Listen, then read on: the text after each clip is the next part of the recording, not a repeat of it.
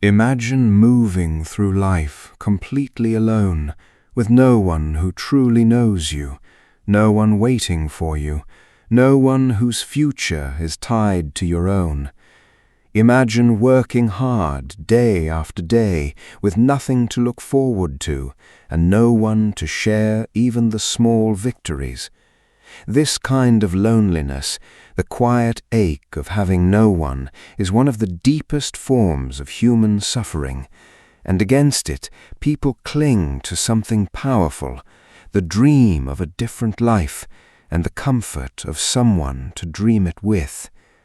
A short but devastating novel explores exactly this, the loneliness that haunts so many lives and the fragile dreams people hold on to in order to survive it.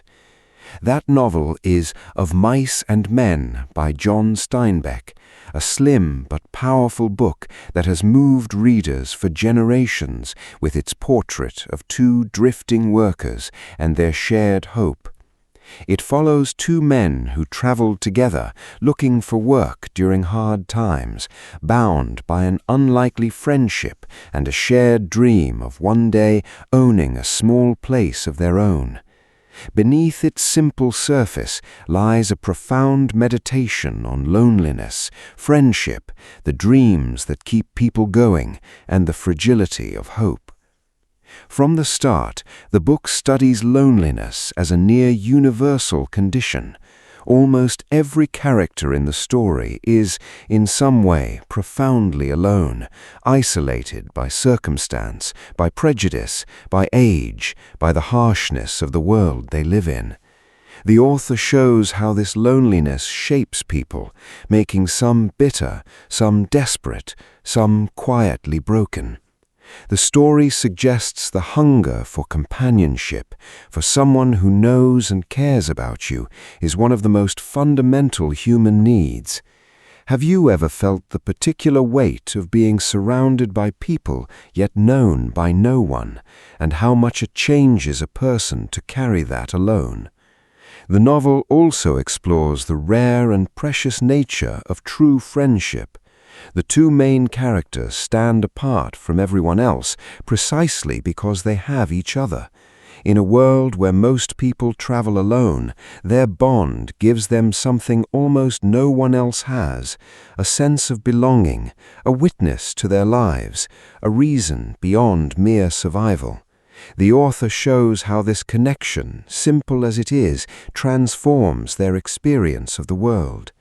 The story examines how having even one person who truly knows you can be the difference between a bearable life and an unbearable one. It invites you to consider the few people in your own life who function as that kind of witness and how much they quietly carry you. A central theme of the book is the power of a shared dream. The two friends keep their hope alive by repeating again and again the vision of the small farm they will one day own, a place of their own where they can live freely and look after each other. The author shows how this dream sustains them, giving their hard lives meaning and direction. It explores how human beings need something to hope for, a vision of a better future in order to endure a difficult present. It raises a question worth sitting with. What is the dream that keeps you going through your own hard days, and who do you share it with? The novel also examines the fragility of those dreams in a harsh and indifferent world.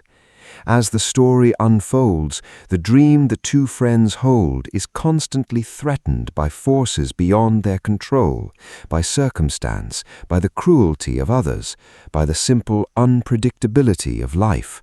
The author refuses to pretend that hope is always rewarded, showing instead how easily the most cherished dreams can be shattered. This unflinching honesty is part of what gives the book its power.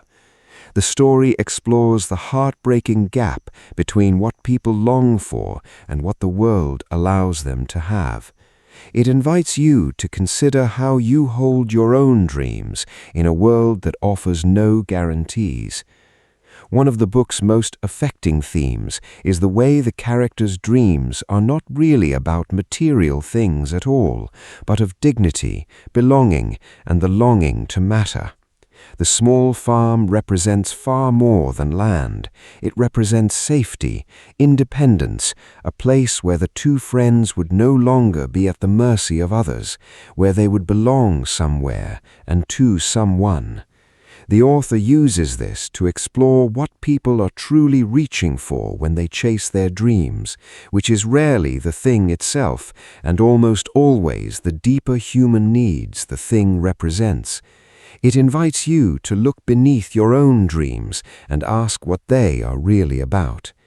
The narrative structure, tight and almost like a stage play, gives the story the feeling of an inevitable tragedy unfolding.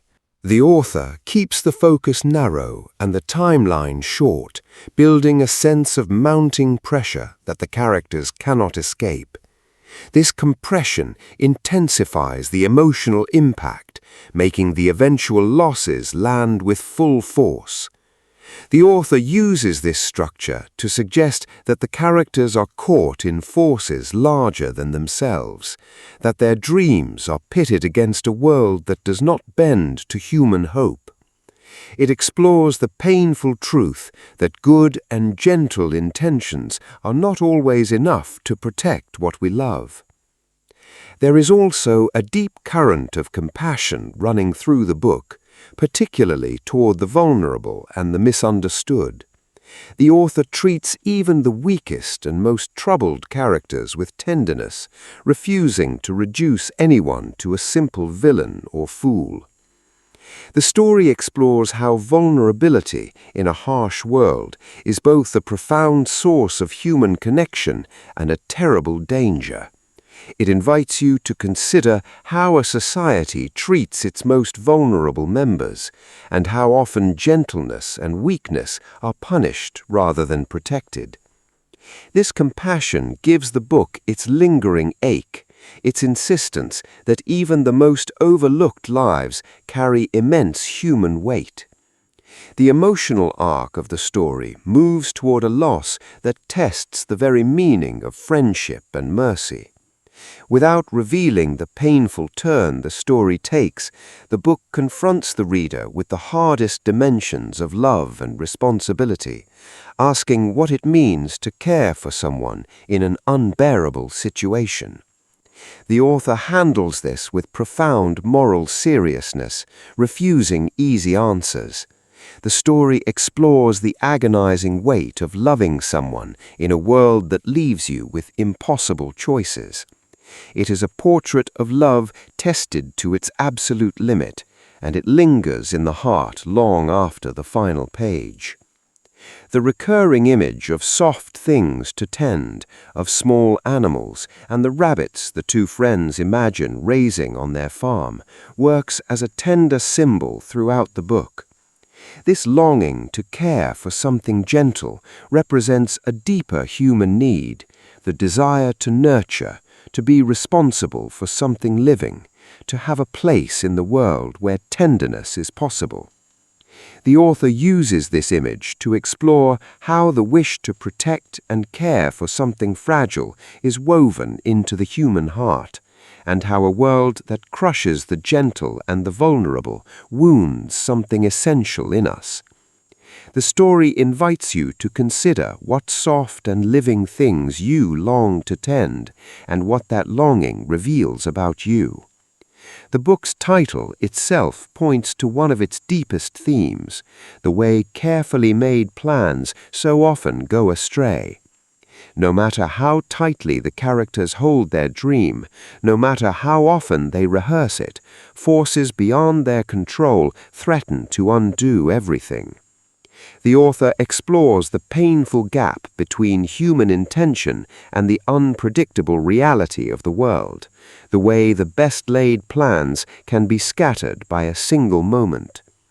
The story suggests that this fragility is not a personal failing, but a condition of life itself.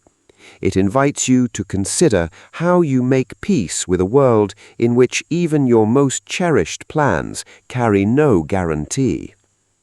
The novel also gives quiet, devastating attention to the loneliness of those pushed to the margins. Several characters in the story are isolated not only by circumstance, but by the ways the world has decided to overlook or dismiss them, leaving them starved for even a moment of genuine connection. The story lets you feel the ache of these isolated lives, the longing for someone to simply talk to be seen by. The story explores how exclusion compounds loneliness and how the hunger to be acknowledged is one of the most human things there is. It invites you to notice the overlooked people in your own world and how rarely they are truly seen. There is also a subtle exploration of strength and gentleness and how the two relate. The story pairs physical power with deep gentleness in a way that complicates any simple idea of strength, suggesting that being strong without understanding can be as dangerous as it is impressive.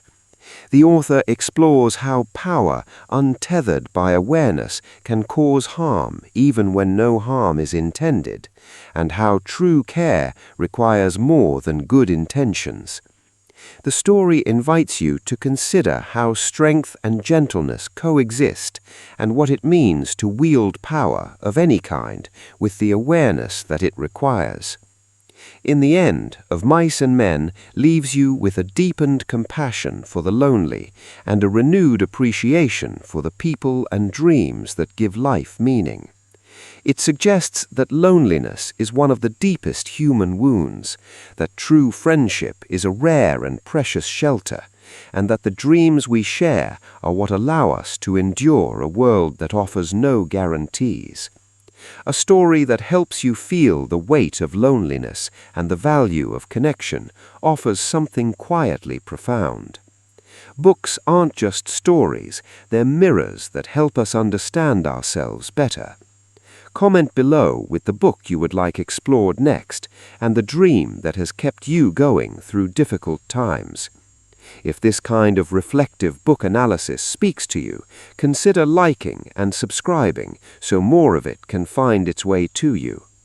This video uses AI-generated audio and visuals for educational purposes only. This is just one reader's personal thoughts and interpretations.